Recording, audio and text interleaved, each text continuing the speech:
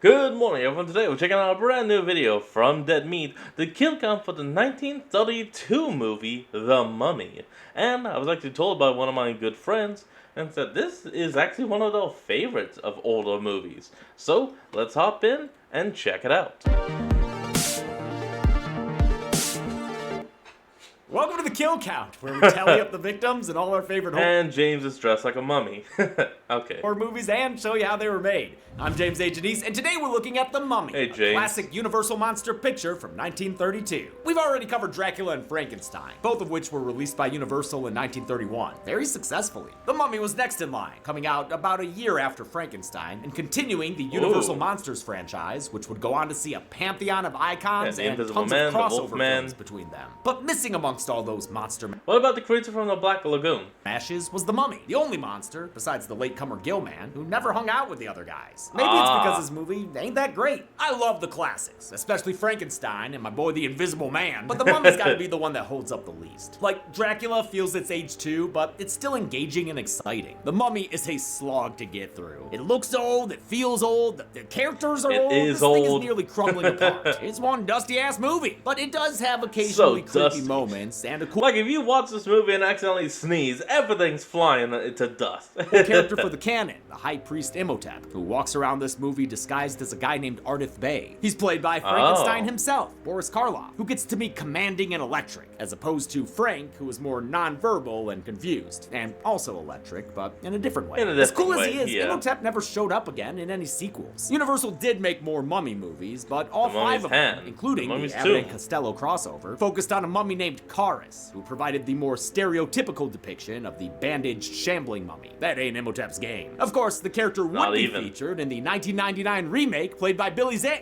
Nope, Arnold Vosloo. Common mistake. While I won't be okay. looking at the Karis films right now, I Oh. will be covering the 99 movie next. Because even if it's not fully horror, it is Oh. still adjacent and also one of the best adventure movies ever made. Can't wait. But in the meantime, let's learn some ancient history So and from one mummy to the next. see.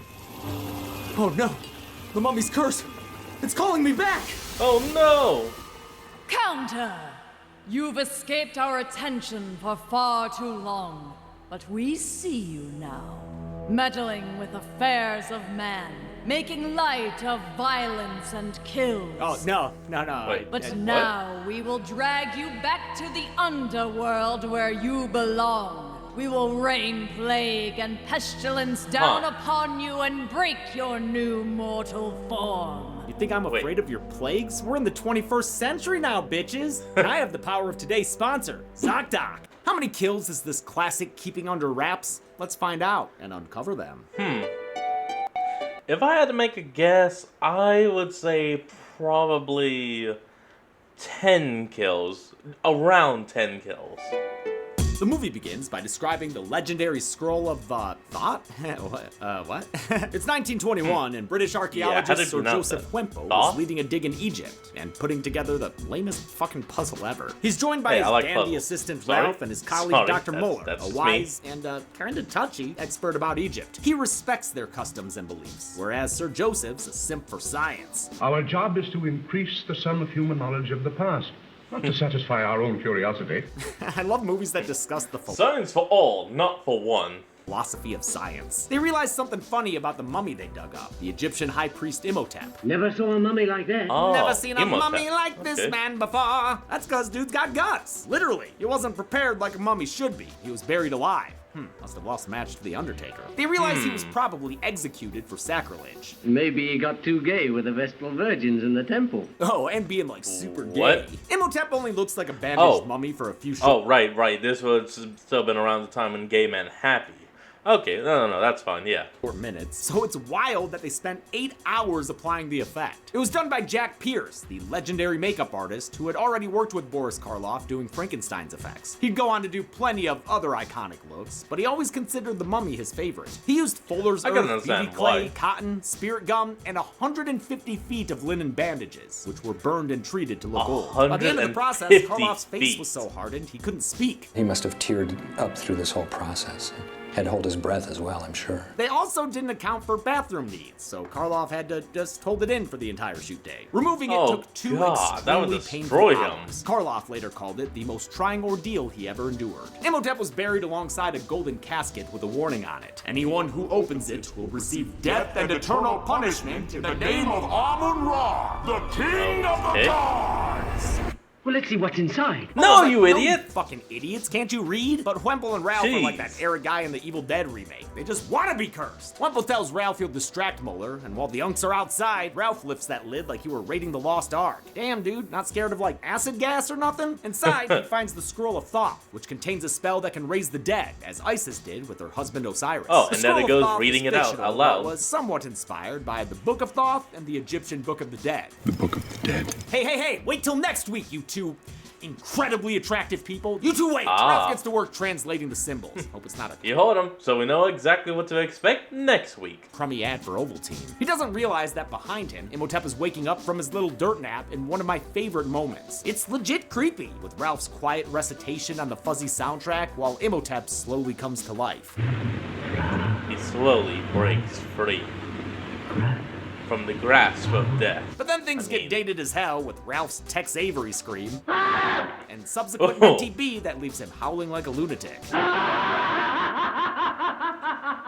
What just happened? Jesus, dude, dial it back a bit. Wemple comes back to find Ralph cackling. Oh, It wasn't man, even he's probably mud gonna up. have to hear him hiccup all day too. Also, their mummy's gone, and you know what they say, no mummy, mo problems. Ralph says the mummy got up and walked away, but Wemple the skeptic assumes it was stolen. He doesn't have to discipline Ralph for losing it though, because he laughs his ass into an off-screen early grave. Yep, that's a wrap on Jeez, Ralph. really? Unlike Dracula and Frankenstein, the mummy wasn't based Straight up laughed himself to death. on a book. Instead, the idea came from Carl Laemmle Jr., who was basically the Kevin Feige of the Universal Monster movies. Laemmle was inspired Oh, by that's the kinda cool. 1922 discovery of King Tut's tomb by British archaeologists. The rumor of a curse sprung up when the dig's benefactor died from an insect bite at the tomb. By 1930, 14 Ouch. deaths were supposedly tied to the dig, and public interest was at an all-time high. Laemmle figured the fad would make for a perfect monster movie starring Universal's top horror star, Karloff the Uncanny. We time jump 11 years to the movie's presence wasn't in wrong. 1932. Sir Joseph's son Frank is leading another Egyptian dig because the British, they just can't fucking help. Wait, so, hold on. He was dead, was revived, and then just did dick all for 11 years? Themselves. His team hasn't found anything. Where has It's he almost been? the end of the dig. So thankfully help arrives in the form of...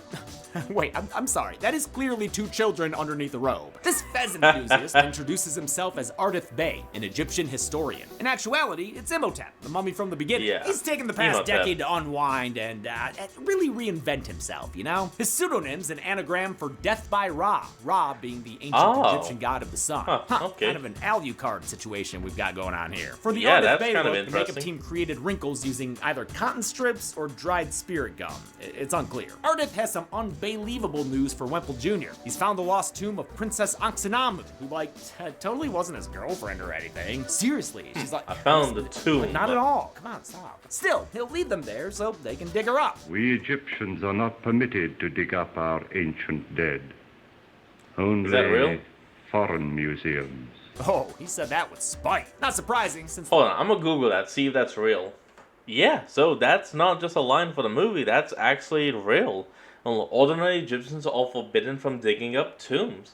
Huh, that is actually kind of impressive. A real world law. The British Museum is a bit controversial when it comes to artifacts from other nations, like the Rosetta Stone, especially since a lot of it was Yeah. acquired like this. Those slaves' backs gonna be howling in the morning. Thanks to all that forced labor, they uncover the princess's tomb. They send its we contents, found including the all. princess's mummified body, to a museum in Cairo. Oh wow, they actually kept the artifacts in Egypt? I think it's a dirty trick, this Cairo Museum keeping everything we found. That was the contract. Oh, That was okay. a contract. You know they So wanted to shut take up. that mummy back to London, no matter what Daddy Wemple says. The British Museum works for the cause of science, not for loot. See, the movie Science, couldn't even say not that without loot. blinking. John Wemple has joined his son in Cairo to oversee things, even though he couldn't oversee a mummy without losing it. Speaking of which, Ardith Bey swings by to visit the artifacts. He's why they found them after all, so they let him into the museum after hours. He sets up next to the princess's sarcophagus to bring his lover back using the scroll of Is this Thoth. gonna even work? Also, give her an OnlyFans, maybe? Oh shit, dude, be careful with that open flame. Both the parchment and your dry-ass mummy skin about to light up like a Duraflame log. Until it does, Yeah, though, man's about to he'll go keep saying his poof. lover's name. That's bad news for the nearby socialite Helen Grosvenor. She's heavy with ennui over the modern British lifestyle in Cairo and nostalgic for the ancient Egypt of the pyramids. She's at a fancy gala with Dr. Muller when a Yeah, strange feeling slaves overcomes and her everything. thanks to Imhotep's mummy magic. Imhotep. Yes, that's your name. Very good, Imhotep. Helen's put into a trance Imhotep. that lasts all the way through the code check and ordering herself an Uber? Damn, dude, what's the duration on that technically, spell? a It taxi, persists but as the car okay. takes her to the Cairo Museum. She feebly tries to get inside before feebly fainting on the stoop. Luckily, Frank Wemple's there. Wait, hold on. Would he not be able to technically revive his girlfriend of the past because her soul has been moved on or reborn in a way? To scoop a duper up and take her back to his and his daddy's place. Gonna find out this about is that. Exactly why they have fainting couches. Helen's a real sleepy time chatterbox, repeating Imhotep's name and babbling in ancient Egyptian. Not heard on this earth for 2,000 years. Then how'd you recognize it, dude? Muller and Joseph convene in his office, leaving Frank to look after There's a Helen. guess? When she comes to, he fills her in on what happened and learns that she's half Egyptian. We already found that out earlier, because we ordered her exposition as an appetizer. Her father's governor of the Sudan, English, of course.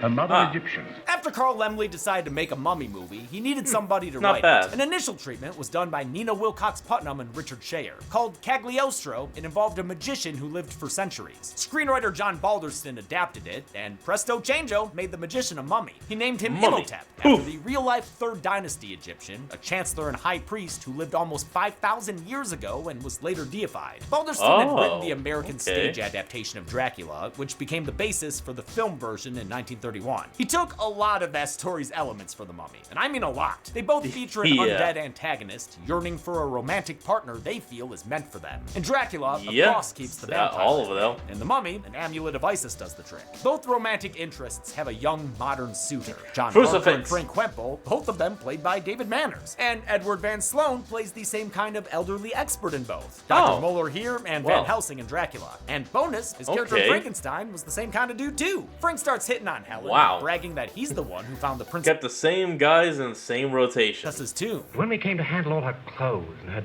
jewels and her toilet things, Damn, talking about her toilet things and how he stripped the bandages off of her? Helen's kind of disgusted, but he has a good defense. science, you know. He also says he fell in Science. love with the princess's dusty ass. Her? Egg Sinamun? Then he says Helen reminds him of that 3,000-year-old corpse. Yeah, Shouldn't must be this dude have a descendant then. Union Jack instead of a giant red flag? Frank continues to shoot his shot in the weirdest way imaginable as Joseph and Muller are called to the museum. Earlier, a night guard had come across Imhotep. Now the night guard is dead, apparently of shock. But his Only body 2 isn't the bodies only so thing far. Imhotep left behind. He accidentally dropped a scroll of Thoth, too? Really, man? Probably should have held onto that thing a little tighter. Back at the house, Frank and Helen are turning up the heat. She's laying back and ready for pillow Click, talk. click, I love old click. movies made before the Hays Code. They get away with a level of horniness that would not fly after 1934. Don't you think I've had enough excitement for one evening without the additional thrill of a strange man making love to me? The two are matching each other's freak on the couch when Joseph and Muller return home.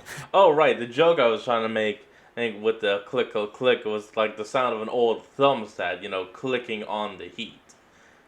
But I heard a noise, had to deal with that, so, joke over. Wow, no reaction shot of them being walked in on, though? They're just all of a sudden standing there like nothing ever happened. The men leave Terrible Helen to rest, editing. not knowing that Imhotep has just arrived at the house. He gains access by using his mummy mind control powers on the Wemple servant, a character only called the Nubian. And don't ask what that is, the guy from Mallrats will shoot your ass. Whoa, Helen once okay. again wakes up to a strange man staring at her, but it's okay, she's positively entranced. The two feel as though they've met before. They end up in a sexist staring contest until Muller Stare and the off. Wemples interrupt. They try to snuff out the fledgling romance by getting Helen to leave. Then I'll just say au revoir.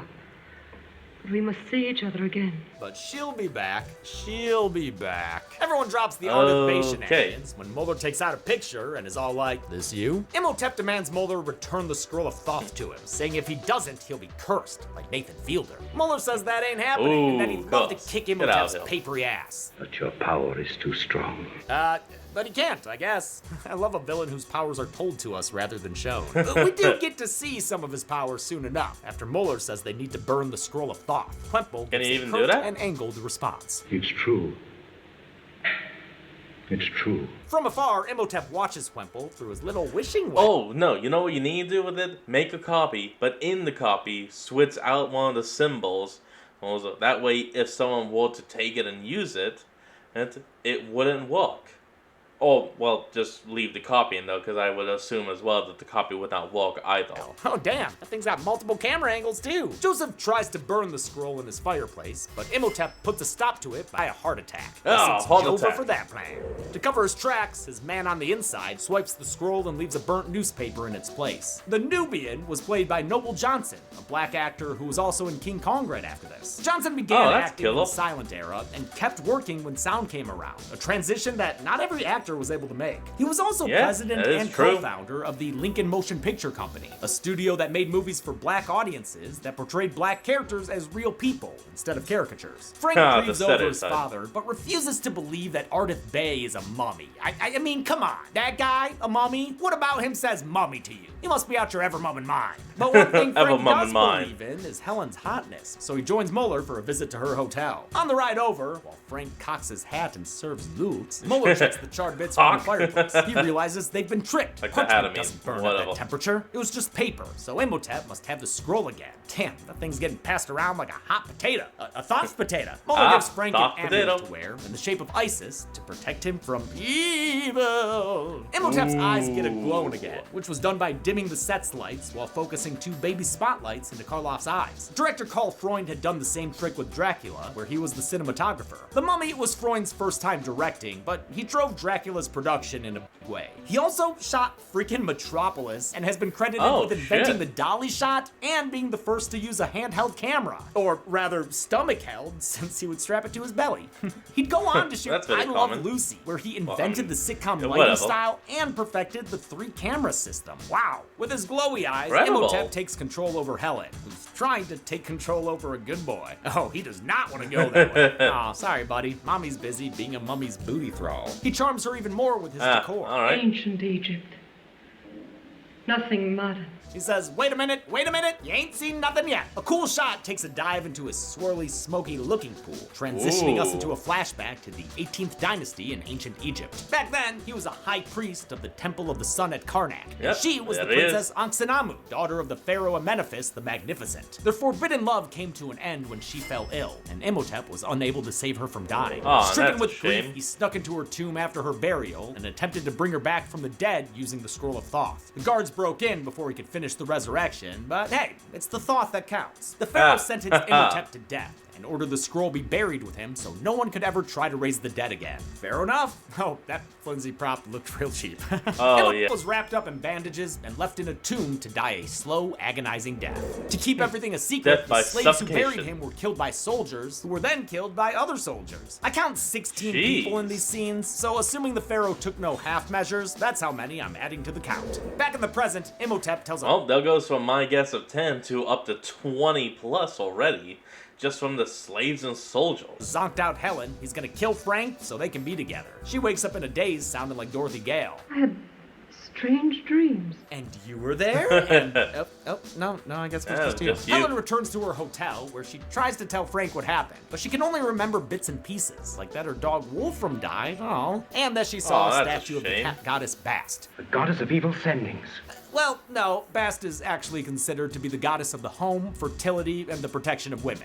And cats. The Mummy Oh, movies aren't okay. exactly the best place to learn accurate Egyptian mythology. Frank tells Helen that he loves her. Who cares that they only just met? She's into it, I guess. but Uh-oh. She begs him to save her and not to let her leave the house again. But that night, she's tormented by visions of her supernatural Is it time to re-kill Imhotep? side piece. Leaves her feeling saucy and sexy. Just look at that bare shoulder. Ugh. Resisting Imhotep's influence also leaves her weak and ill. So Frank takes off his Isis charm and puts it on her door.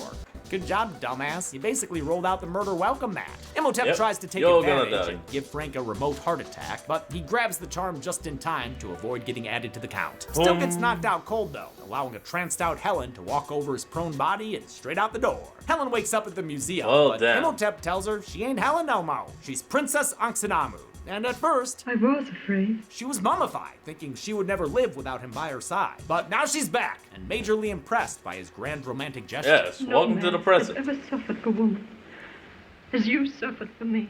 John Balderson's script described Helen as a dark girl of Egyptian appearance, resembling the bust of Nefertiti in the Berlin Museum. Production didn't really follow that, and instead went with Zita Johann, a Hungarian-born actress from New York. Johann looked down on Hollywood compared to Broadway, and only did The Mummy to fulfill a contract with Universal. She didn't mind the paycheck it offered, though, and was actually pretty into the role. Probably she had a some good real-life pay. interest in the occult and believed in reincarnation. Johann seemed like a spitfire, headstrong and determined. In 1932, that must have been a disaster. In fact, she butted heads with director Freund, who forced his cast and crew to work well past the modern 12-hour limits that didn't exist back then. At one point, he made her stand against a board for 2 days so she wouldn't get a crease in the skirt she was wearing for a particular scene. He also apparently tried to get her to do a scene topless, so yeah, she wasn't a fan. She did love Boris Karloff, though, who I always forget was only 5'11". Above average height, but not the towering figure we think of him as. Imhotep says Ankhsenamun's soul is currently stuck in a mortal body, kind of like her original body, which is in this coffin locked inside a case. Luckily, he has the keys. For whatever reason, he burns her old body, and damn, look at that thing go up. Originally, there was supposed to be a montage here showing how the two had been lovers throughout the ages. Ancient Rome, Viking times, Middle Ages, etc. They cut it to avoid slowing the movie down. Imhotep leads her to the embalming room with an altar of Anubis, the jackal-headed Egyptian god. The guide of the dead. I love him telling her who Anubis is like she wouldn't know. She was a princess, dude. He tells her his plan to make her immortal. He'll kill her, mummify her, and resurrect her so she can be his forever bride. She starts to get cold feet. No, I'm alive. I'm young. I won't die. Dr. Moeller wakes up Frank and explains Imhotep's plan, just in case the audience wasn't paying attention. He is going to kill her and make her a living mummy like himself. They arrive at the museum to see smoke. Kill her, mummify, resurrection. Coming from the chimney. But they haven't settled on a new pope just yet. Helen suddenly remembers her past life as a priestess, so she prays to Isis and begs for the goddess's help. The statue of Isis sets the scroll of cloth on fire, breaking the spell of immortality that has been keeping Imhotep alive. It reduces the mummy to a dusty pile of bones. And yeah, I'm counting this as another kill. Thanks, Isis. The movie ends with Frank once again scooping Helen context. into his arms. Wow, what a crazy night at the museum. Which poor soul's got the worst of the mummy's curse? Let's find out and get to the numbers. I would say that was about 22 people. We counted 22 deaths in the mummy, with the victims consisting of 21 men and only a one single woman. woman. Ankhsenamun, which is how they pronounce it in this movie. That gives us this pie chart, fated to curse anyone who dare eat it. Especially since it's one of a kind. That's right, we've got a Killigami on our hands. With a runtime of 73 minutes, The Mummy had a kill on average only a little over an hour. 32 minutes. I'll give the golden chainsaw for coolest kill to Imhotep, the man, the myth, the mummy. The effects may not blow away modern audiences, but they did the trick It's for the still time. pretty good. The machete for lamest kill goes to the guard of the museum. A lot of the kills in this movie happen off off screen, screen, just but he doesn't even get a crazy laughing fit before he goes. And that's it. The Mummy came out during the Christmas season of 1932 and did great at the box office, solidifying Universal as a home for horror. It inspired a beloved remake in 1999, a much less beloved reboot in 2017, and an upcoming film from Evil Dead Rise director Lee Cronin. Can't wait for that one. I'm only gonna look at the 99 one for now, so until next week, I'm James A. Janice. This has been the Kill Count. On the next Kill Count. Oh, we know what's gonna be next. It's gonna be in the remake. Alright everyone, that's going to be the end of today's video, and I hope you all enjoyed. Remember to like, comment, and subscribe for more. Link to the original will be in the description below, and I'll see all of y'all next time when we flick back on. Till then, this is Fox, signing out. Peace.